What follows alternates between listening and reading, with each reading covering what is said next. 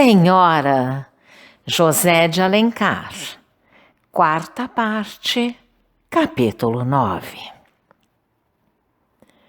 Eram 10 horas da noite.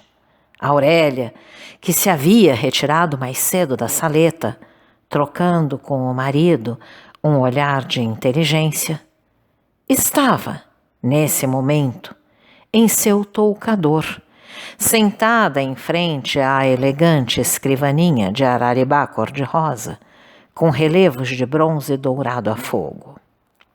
A moça trazia, nessa ocasião, um roupão de cetim verde, cerrado à cintura por um cordão de fios de ouro. Era o mesmo da noite do casamento, e que desde então ela nunca mais usara. Por uma espécie de superstição, lembrara-se de vesti-lo de novo nessa hora na qual, a crer em seus pressentimentos, iam decidir-se, afinal, o seu destino e a sua vida.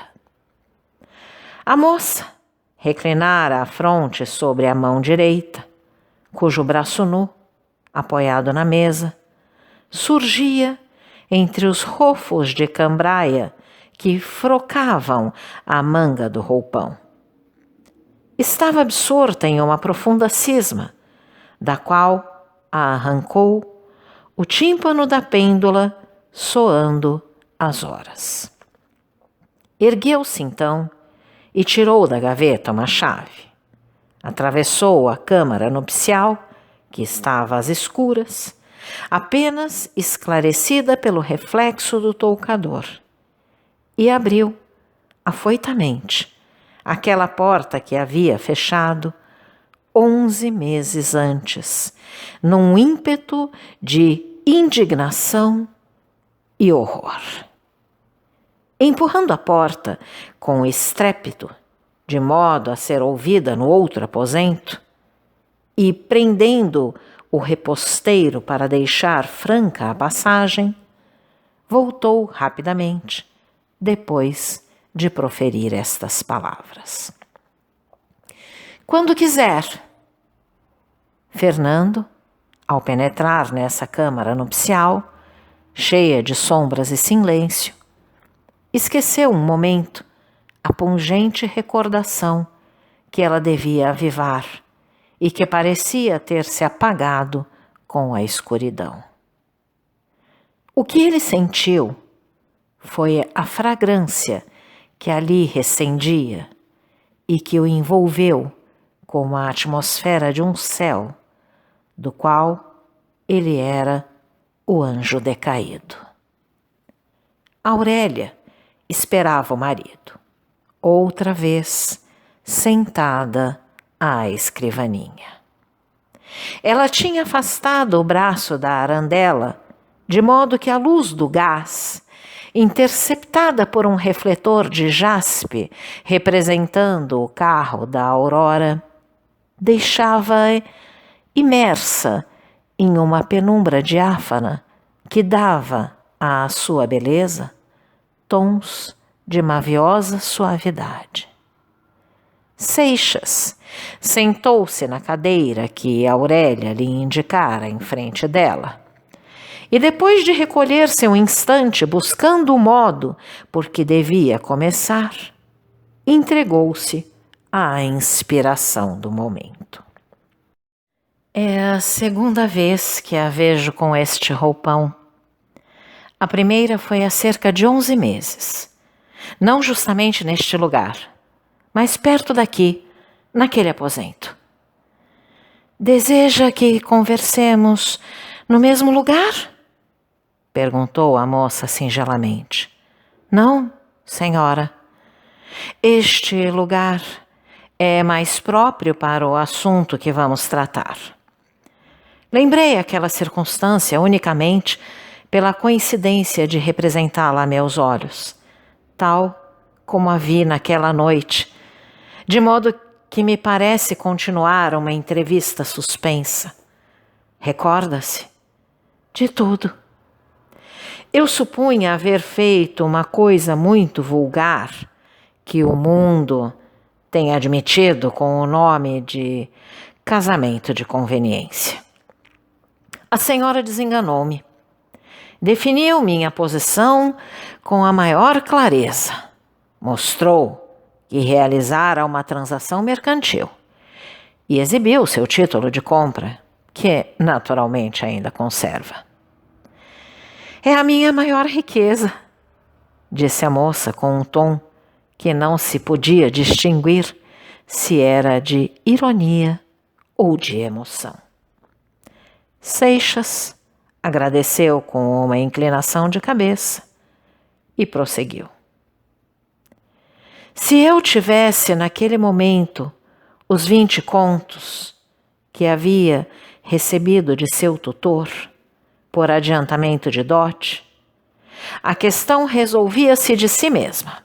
Desfazia-se o equívoco, restituía-lhe seu dinheiro, recuperava minha palavra e separávamo-nos, como fazem dois contratantes de boa-fé que, reconhecendo seu engano, desobrigam-se mutuamente.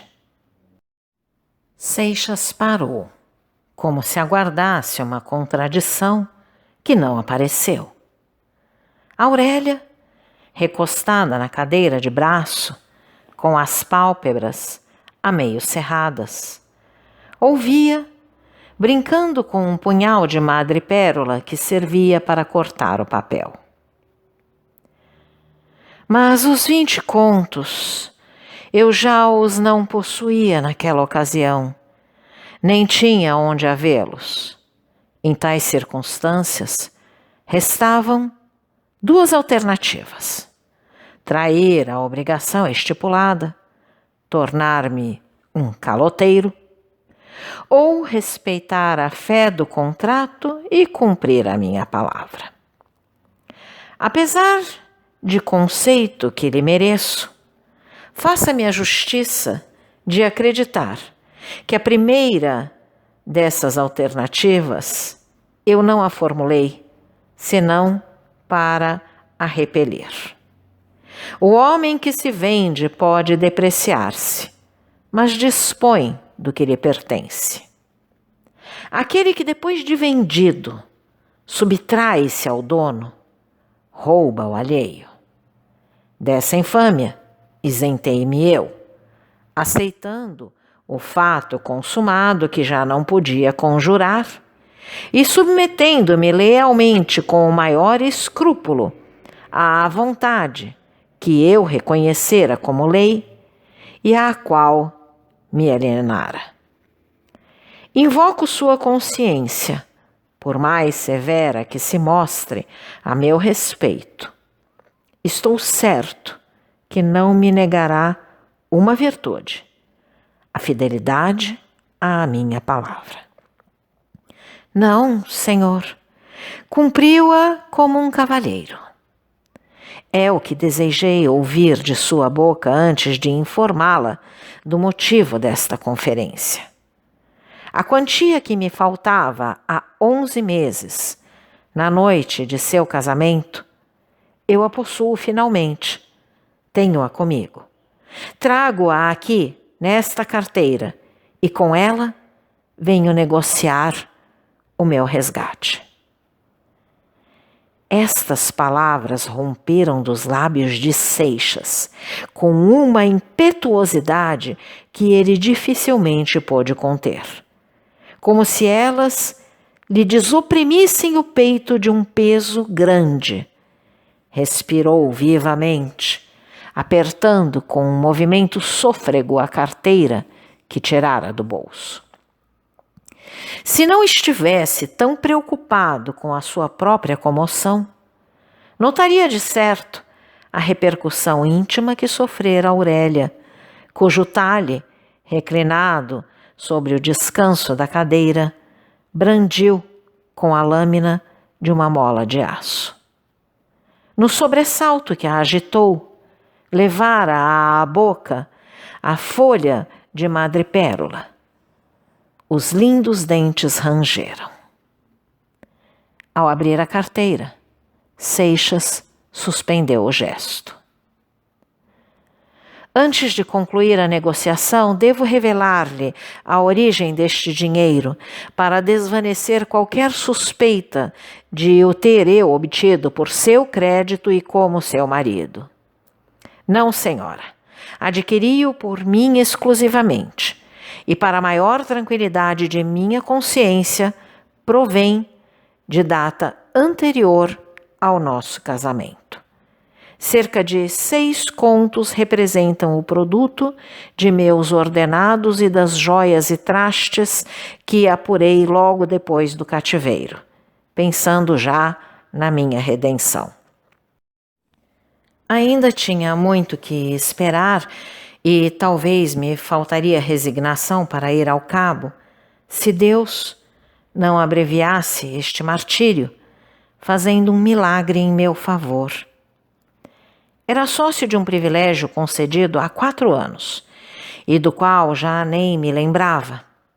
Anteontem, à mesma hora que a senhora me submetia à mais dura de todas as provas, o céu me enviava um socorro imprevisto para quebrar enfim este jugo vergonhoso. Recebi a notícia da venda do privilégio, que me trouxe um lucro de mais de 15 contos. Aqui estão as provas. Aurélia recebeu da mão de Seixas vários papéis e correu os olhos por eles. Constavam de uma declaração do Barbosa relativa ao privilégio e contas de vendas de joias e outros objetos. Agora, nossa conta. Continuou Seixas, desdobrando uma folha de papel. A senhora pagou-me 100 contos de réis, 80 em um cheque do Banco do Brasil, que lhe restituo intacto, e 20 mil em dinheiro recebido há 330 dias. Ao juro de 6%, essa quantia lhe rendeu 1.084,71 réis. Tenho, pois, de entregar-lhe 21.084,71 réis, além do cheque. Não é isto? Aurélia examinou a conta corrente, tomou uma pena e fez com facilidade o cálculo dos juros. Está exato. Então Seixas abriu a carteira e tirou, com o cheque, 21 maços de notas de conto de réis cada um, além dos quebrados que depositou em cima da mesa. Tenha a bondade de contar. A moça, com a fleuma de um negociante, abriu os maços, um após o outro, e contou as cédulas pausadamente. Quando acabou essa operação, voltou-se para Seixas e perguntou-lhe, como se falasse ao procurador incumbido de receber o dividendo de suas apólices: Está certo. Quer que eu lhe passe um recibo? Não há necessidade. Basta que me restitua o papel da venda. É verdade, não me lembrava. Aurélia hesitou um instante. Parecia recordar-se do lugar onde havia guardado o papel. Mas o verdadeiro motivo era outro. Consultava-se, receosa de revelar sua comoção, caso se levantasse. Faça-me o favor de abrir aquela gaveta, a segunda. Dentro há de estar um maço de papéis atado com uma fita azul, justamente. Não conhece esta fita? Foi a primeira coisa que recebi de sua mão, com um ramo de violetas. Ah, perdão, estamos negociando. Aqui tem seu título. A moça tirara do maço um papel e o deu a Seixas, que fechou-o na carteira. Enfim, partiu-se o vínculo que nos prendia. Reassumi a minha liberdade e a posse de mim mesmo. Não sou mais seu marido. A senhora compreende a solenidade deste momento? É o da nossa separação, confirmou Aurélia. Talvez ainda nos encontremos neste mundo, mas como dois desconhecidos. Creio que nunca mais, disse Aurélia com o tom de uma profunda convicção. Em todo caso, como esta é a última vez que lhe dirijo a palavra, quero dar-lhe agora uma explicação, que não me era lícita há 11 meses, na noite do nosso casamento. Então eu faria a figura de um coitado que arma a compaixão, e a senhora que pisava aos pés a minha probidade não acreditaria em uma palavra do que então lhe dissesse. A explicação é supérflua. Ouça-me. Desejo que, em um dia remoto, quando refletir sobre este acontecimento, me restitua uma parte da sua estima, nada mais. A sociedade, no seio da qual me eduquei, fez de mim um homem à sua feição. O luxo dourava meus vícios e eu não via, através da fascinação, o materialismo a que eles me arrastavam. Habituei-me a considerar a riqueza como a primeira força viva da existência, e os exemplos ensinavam-me que o casamento era meio tão legítimo de adquiri-la como a herança e qualquer honesta especulação. Entretanto, ainda assim, a senhora me teria achado inacessível à tentação se logo depois que seu tutor procurou-me, não surgisse uma situação que aterrou-me. Não somente vi-me ameaçado da pobreza e o que mais me afligia, da pobreza endividada, como achei-me o causador, embora involuntário, da infelicidade de minha irmã, cujas economias eu havia consumido e que ia perder um casamento por falta de enxoval. Ao mesmo tempo, minha mãe, privada dos módicos recursos que meu pai lhe deixara e de que eu tinha disposto imprevidentemente, pensando que os poderia refazer mais tarde. Tudo isso abateu-me. Não me defendo. Eu devia resistir e lutar. Nada justifica a abdicação da dignidade. Hoje, saberia afrontar a adversidade e ser homem. Naquele tempo, não era mais do que um ator de sala. Sucumbi. Mas a senhora regenerou-me e o instrumento foi esse dinheiro. Eu lhe agradeço. Aurélia ouviu imóvel. Seixas concluiu. Eis o que pretendia dizer-lhe antes de separarmo-nos para sempre. Também eu desejo que não leve de mim uma suspeita injusta. Como sua mulher, não me defenderia. Desde, porém, que já não somos nada um para o outro. Tenho o direito de reclamar o respeito devido a uma senhora. Aurélia referiu sucintamente o que Eduardo Abreu fizera quando falecera Dona Emília e a resolução que ela tomara de salvá-lo do suicídio. Eis a razão por que chamei esse moço à minha casa. Seu segredo não me pertencia, e entre mim e o Senhor não existia a comunidade que faz de duas almas uma. Aurélia reuniu o cheque e os maços de dinheiro que estavam sobre a mesa. Este dinheiro é abençoado. Diz o Senhor que Ele o regenerou e acaba de o restituir muito a propósito para realizar um pensamento de caridade e servir a outra regeneração, A moça abriu uma gaveta da escrivaninha e guardou nela os valores. Depois do que, bateu o tímpano. A mucama apareceu. Permita-me, disse Aurélia e voltou-se para dar, em voz baixa, uma ordem à escrava. Esta acendeu o gás nas arandelas da câmara nupcial e retirou-se, enquanto Aurélia dizia ao marido, mostrando o aposento iluminado: Não quero que erre o caminho. Agora não há perigo. Agora?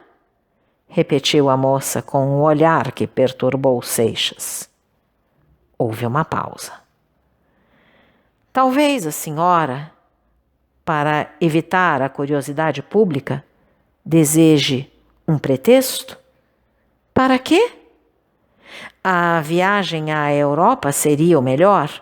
O paquete deve partir nesses 15 dias. Uma prescrição médica tudo explicará, a separação e a urgência. Mais tarde, quando venham a saber, já não causará surpresa. Aurélia deixou perceber ligeira comoção. Entretanto, foi com a voz firme que respondeu: Desde que uma coisa se tem de fazer, o melhor é que se faça logo e sem evasivas. Fernando ergueu-se de pronto. Neste caso, receba minhas despedidas. Aurélia, de seu lado, erguera-se também para cortejar o marido. Adeus, senhora, acredite. Sem cumprimentos, atalhou a moça. Que poderíamos dizer um ao outro que já não fosse pensado por ambos? Tem razão. Seixas recuou um passo até o meio do aposento e fez uma profunda cortesia, à qual Aurélia respondeu. Depois, atravessou lentamente a câmara nupcial, agora iluminada. Quando erguia, o reposteiro ouviu a voz da mulher. Um instante, disse Aurélia. Chamou-me. O passado está extinto. Estes 11 meses não fomos nós que os vivemos, mas aqueles que se acabam de separar e para sempre. Não sou mais sua mulher. O senhor já não é meu marido. Somos dois estranhos, não é verdade? Seixas confirmou com a cabeça. Pois bem, agora ajoelho-me eu a teus pés, Fernando, e suplico-te que aceites meu amor, que nunca deixou de ser teu, ainda quando mais cruelmente ofendia-te.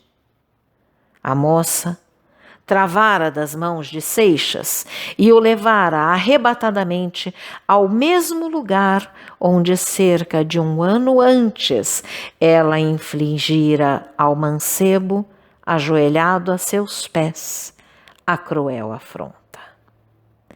Aquela que te humilhou, aqui a tens abatida, no mesmo lugar onde ultrajou-te, nas iras de sua paixão. Aqui a tens, implorando teu perdão, e feliz porque te adora, como o Senhor de sua alma. Seixas ergueu nos braços a formosa mulher que ajoelhara a seus pés. Os lábios de ambos se uniam já em férvido beijo, quando um pensamento funesto perpassou no espírito do marido. Ele afastou de si com um gesto grave a linda cabeça de Aurélia, iluminada por uma aurora de amor, e fitou nela o olhar repassado de profunda tristeza. Não, Aurélia, tua riqueza separou-nos para sempre. A moça desprendeu-se dos braços do marido, correu ao toucador e trouxe um papel lacrado que entregou a Seixas. O que é isto, Aurélia? Meu testamento. Ela despedaçou o lacre e deu a ler a Seixas o papel. Era efetivamente um testamento, em que ela confessava o imenso amor que tinha ao marido e o instituía seu universal herdeiro. Eu o escrevi logo depois do nosso casamento. Pensei que morresse naquela noite, disse Aurélia com gesto sublime. Seixas contemplava-a com os olhos rasos de lágrimas. Esta riqueza causa-te horror? Pois faz-me viver, Fernando. É o meio de a repelires. Se não for bastante, eu a dissiparei.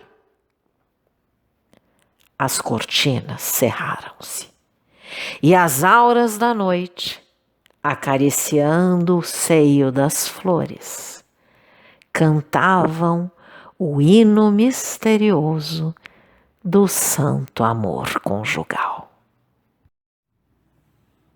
Então, caro audioleitor, se você gostou deste conteúdo, deixe seu like e inscreva-se no canal ativando o sininho para ser notificado dos próximos vídeos, com os próximos capítulos deste e de outros livros que estarei publicando. Um grande abraço e até a próxima!